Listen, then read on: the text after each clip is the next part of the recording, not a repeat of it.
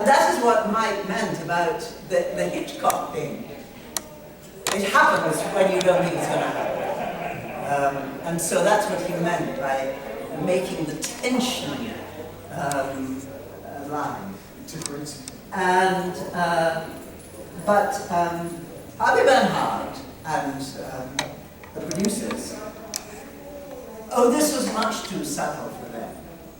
And they said, oh no, hurry things up. And this was when the debate started about Mike Hodges. And they fired him because they didn't want that much class in it. They didn't want that much Hitchcock.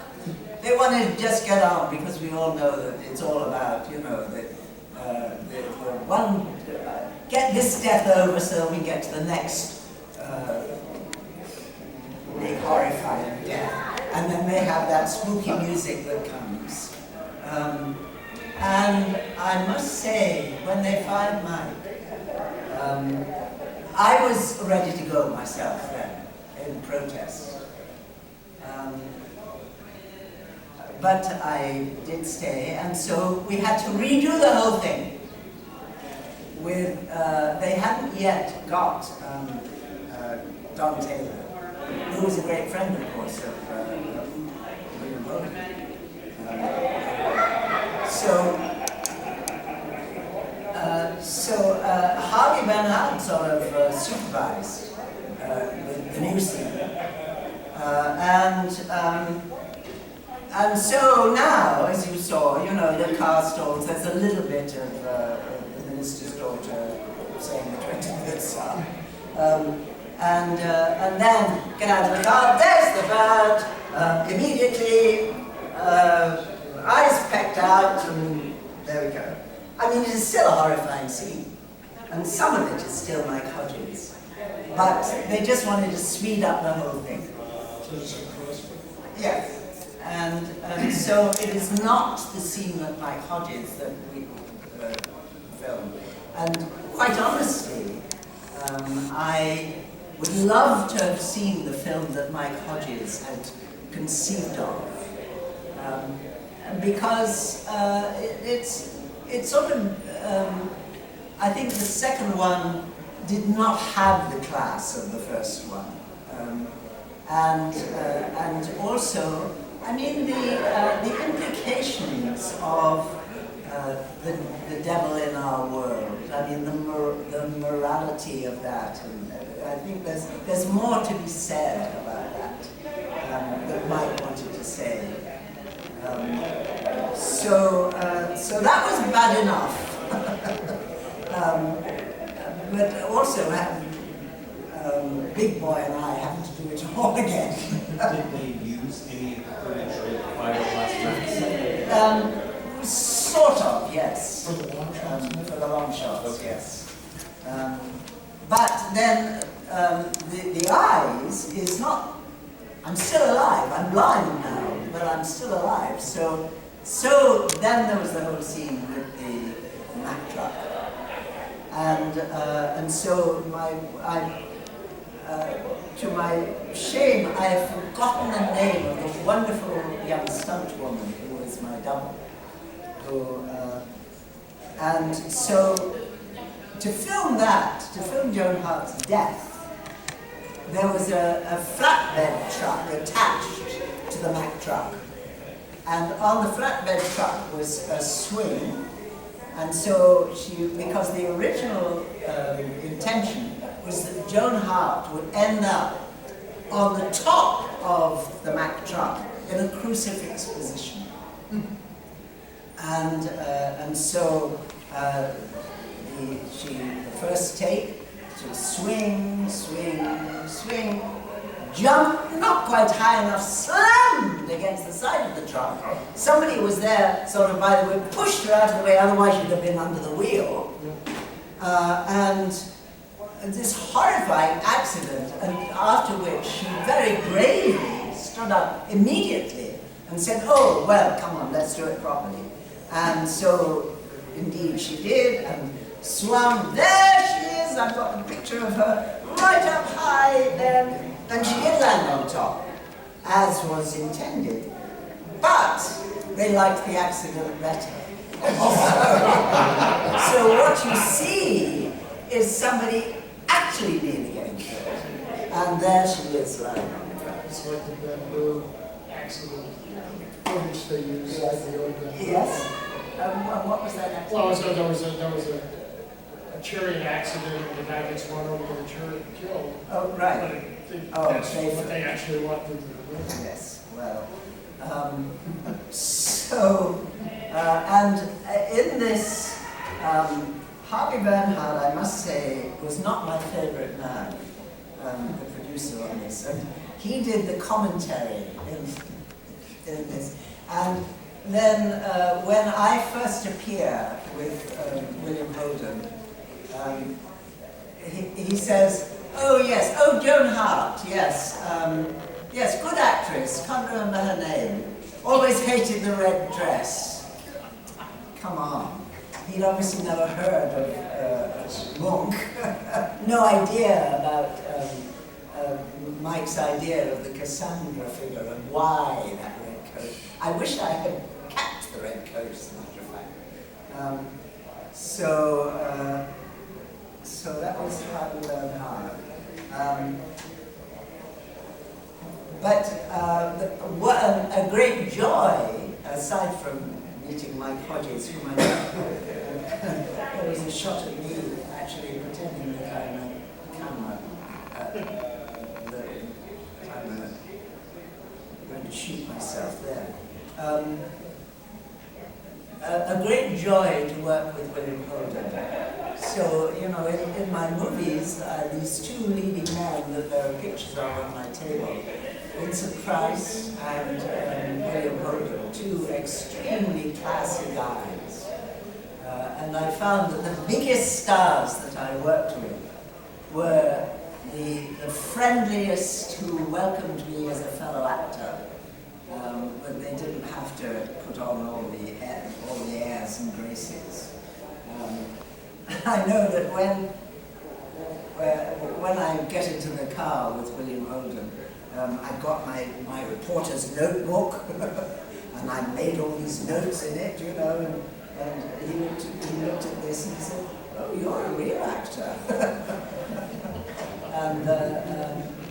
and so I must say that I was very sad when he died by accident, because he was with oh Lord, names these days, that Stephanie Powers. Yes, Stephanie Powers.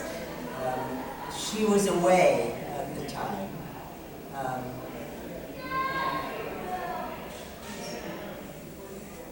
And there's another story about me and William that. Do you remember a film called The Americanization of Emily? Yes, James Bond. Yes.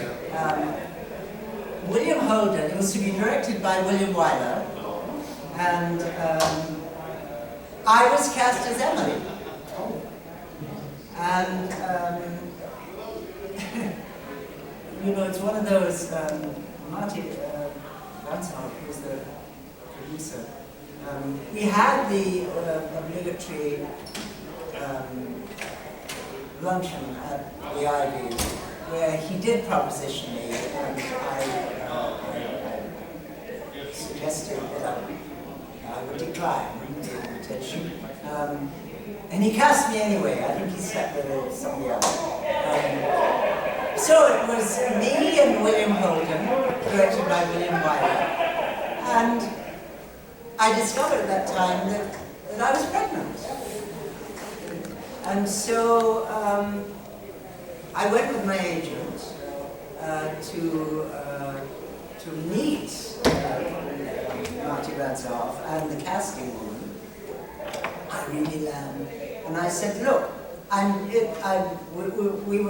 was about to fly up to Hollywood, you know, to have the costume design and everything, and so I said, look, I'm newly pregnant, so can we arrange the schedule to accommodate this?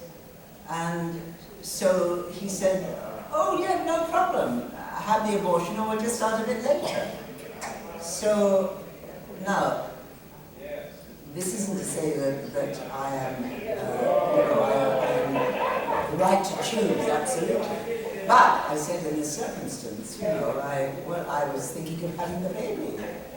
And he said, do you mean to say you'd rather have a baby than star in a film with William Holden? Immortal words. So it was destined that I was cast in Damien Omen 2, to star in a film with William Holden. So because Stephanie Powers was not around in those days, he would very kindly, as we were on location, invite me to have dinner. And so we'd be having dinner together, and I said to him one day, what happened with you in the Americanization of Emily? And he said, oh, yes, he said, that wonderful script by...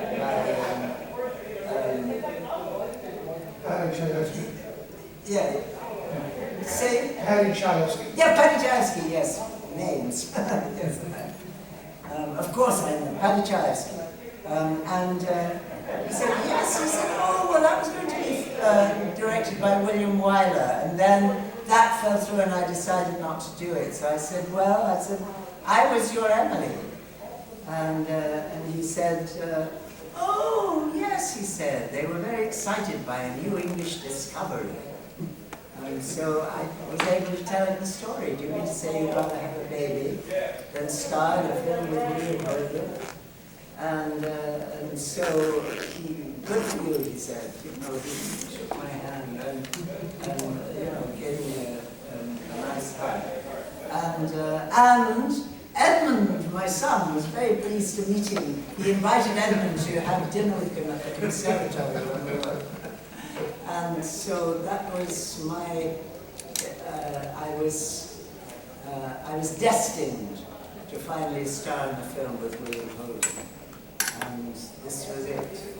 I remained friends with Mike Hodges, whom I have great admiration for.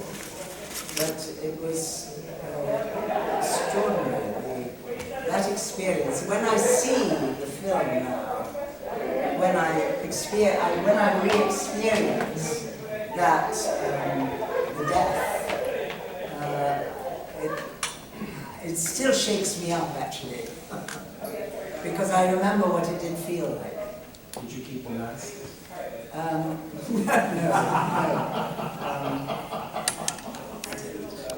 But I wish I'd kept the red coat. Yes, so that's the story of Omen and the Devil and the Avengers. So I didn't hear any Pangea stories from Monsterama. Do you have any fun stories? Well, probably tomorrow.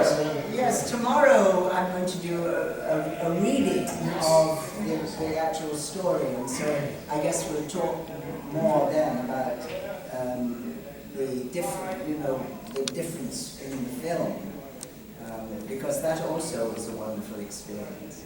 I must say that these films, perhaps particularly The Tomb of Ligeia, but this one also, if I had known when I was making these films that they would still be so much a part of my life, I would have been amazed. But I'm very grateful that there are audiences who love them so much.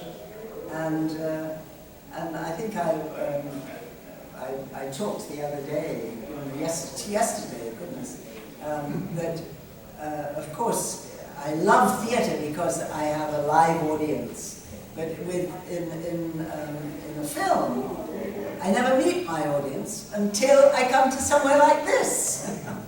And then it's my opportunity to meet you, and which is a great joy. And it's a revelation how much these films are loved, and a great, it does my heart good to know that. So please ask me questions. You did a film in the 80s called Invitation to the Wedding. Invitation to the Wedding, yes. And I wanted to ask you, please, what stands out in your mind about John Gielgud and Ralph Richardson? Oh, yes, yes. This film, Joseph Brooks, who had won an Oscar for You Light Up My Life, I think he hoped that that he would get another one for another song, and this amazing cast, but the main role was played by his lady wife, Yes. whose name escapes me. Not so memorable name as Paddy Chayefsky's name, who's escaping me. But she talked like that and was playing this debutante, because I was the Lady Caroline and we were upper. And so this was a problem, because first of all, the wonderful photographer, Young, she went to him apparently and said when she saw my first rushes, "Oh, could you dull down Elizabeth a bit?" So he said, "I'm sorry, I have been making women look beautiful on film all my life, I'm not going to stop now." And then the whole idea was that the wedding was supposedly her wedding to their neighbour, another classy, who was now in the army in Aden or somewhere, and so wasn't going to be there for the wedding rehearsal. And so her brother had come on vacances from Oxford with his American friend, and his obnoxious American friend. We will get to the sirs in a minute. So they had cast an American actor to play, this an obnoxious role. Well, she decided, oh, I don't like him. Oh no, I don't like this American. So they got rid of this American who was absolutely right for the role and cast, oh God, I'm not going to remember his name, this very beautiful, good-looking young English actor, whose name is escaping me. I'm sorry to say, so much you looked it up. Who was indeed very good-looking. And there's a point about that. Well, the writer had written the role for Sir Ralph with various things about him, like he would dress in black leather on a motorbike, and so the bishop is in black leather on the motorbike with a pet rat, which was also to do with Ralph Richardson.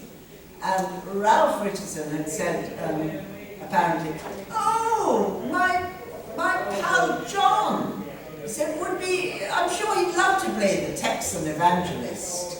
So, John Gielgud was cast as the Texan evangelist with a really kind of execrable American accent. But there we were, the two sirs, and this amazing cast with this girl who wouldn't talk properly to be a debutante. So Ralph Richardson was the most open person you could possibly imagine. He was just about 80 years old and was absolutely gracious and would talk to anybody. And I can remember one day we were doing something about the wedding and everything, and so we were all chatting in the churchyard, in the graveyard, and he was holding forth about how he loved painting. It was his hobby, and he said, I love to use all different kinds of textures in the medium. He said, that sticky red cough mixture He said, that's a very interesting texture, that when I put my brushes into the cough mixture, it then has a very interesting effect on the page.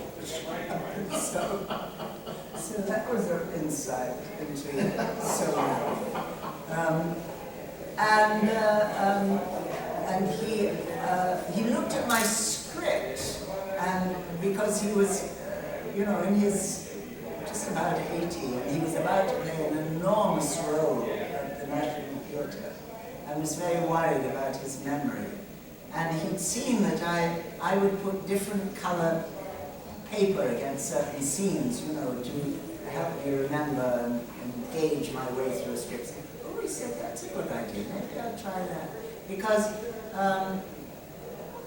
sometimes, I can remember one particular scene where he is, because the long and the short of it is that he's the bishop, and at the wedding rehearsal, he makes a mistake, and mistakenly really marries the girl to this obnoxious American. And the rest of us then are trying to get that wedding undone. And of course the American then moves the girl, and she falls madly in love with him by the end. And so, did you find out too? No, the young American. Paul Nicholas, yes. So Paul Nicholas, who was extremely,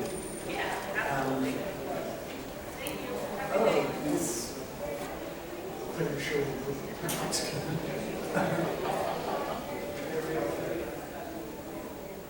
Anyway, John Gielgud, there was a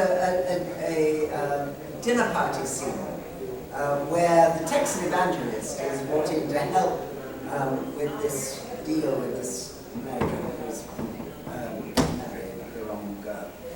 And so I am Lady Caroline sitting at the head of the table, John Standing is the other end, and Paul Nicholas is over there. And John Gielgud, I was looking up into his mouth, and I could see that the golden tones of John Gielgud actually came from a golden mouth, because he had a lot of gold teeth in his mouth that I could see looking up into it. So he has this long speech, and he is flirting with this very handsome Nicholas. And so on tape somewhere, there is John Gielgud stopping in the middle of his speech and saying, "Oh, do stop it, you," to this young man whom he is trying to pick up at the dinner table. But he is, it was interesting. John Gielgud was a very different temperament. And really, if you weren't a sort of fellow big star like that, he didn't know what to say to you. He was more reticent, and in retrospect, I'm sorry I wasn't bolder about approaching him, to engage in conversation, because of course, my great admiration for both of them. It was amazing to be in their company, and there were many things, actor to actor, I would love to have talked about, but whether he would have been interested in talking to me, who knows. But I felt as if Ralph Richardson, would talk about anything. And so it was in many ways quite a curiosity, that film. He did not win the Oscar for his song. And I think he got into trouble in later life, before he died. There was some casting couch. Big scandal. Yes. So I guess, yes. But the corollary of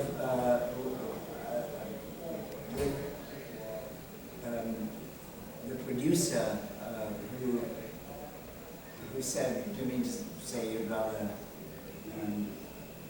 have a baby than star a film with William Holden? He said, come and see me when you're serious about this business.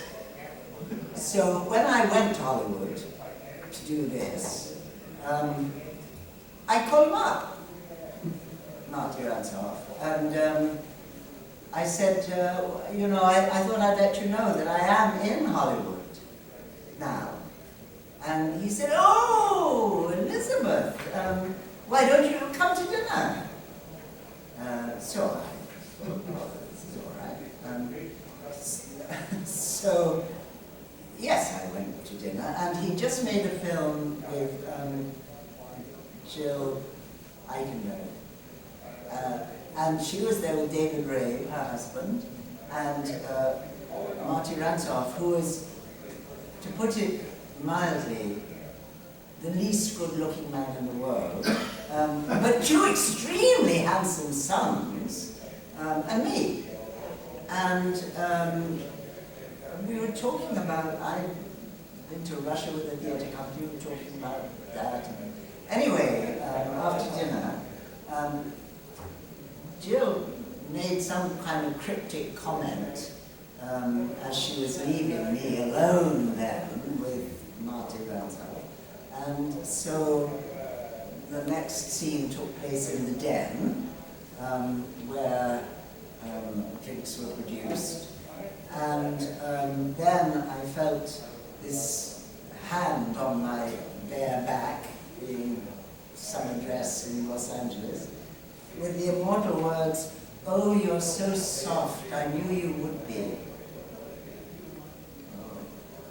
And so he told me how delighted he would be. This is, you know, all of us have had incidents in our careers, all of us. So he said how delighted he would be for me he would introduce me to everybody, and then he would take me to Palm Springs to meet other producers, and he would arrange for me to, in fact, that was how the interview with Lynn Stallmaster happened. And so he then said that he'd be very happy to do all this, but of course, and I remember word for word, since he was a red-blooded American boy, he would need to get to know me better. And so I said, well, I'm not sure about, thank you so much for your help, I would be glad of it, but I'm not so sure about the social arrangements. But also I wasn't sure whether at Palm Springs I was supposed to sort of do the rounds with everybody. And so I said, well, you know, I'm here, I actually live with somebody here. And so he said, oh, is he an actor? And I said, yes. He said, oh, well, you understand. He said, you have to know, Elizabeth, that your greatest asset in Hollywood is your social mobility. So I said, oh, I see. Well, thank you very much, but I got out of it for that evening. But I now saw where the land lay. And so the next day I did go to see Lynn Stallmaster, who, when I walked in, he said, oh, you're Marty's girl. I said, no, I'm actually not Marty's girl.